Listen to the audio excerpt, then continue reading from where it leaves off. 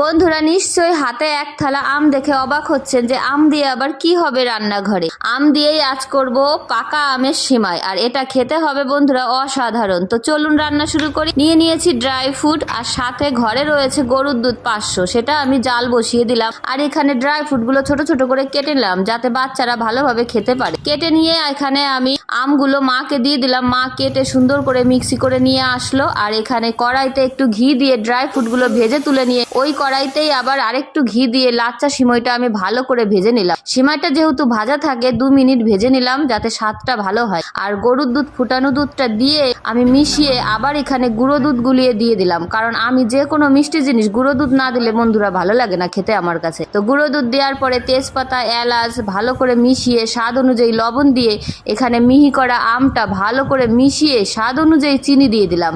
সুন্দর করে ফুটিয়ে নিয়ে এখানে ড্রাই ফ্রুটগুলো মিশিয়ে নিয়ে নামিয়ে দিলাম। দেখতে যেরকম অতুলনীয়, খেতেও অসাধারণ বন্ধুরা।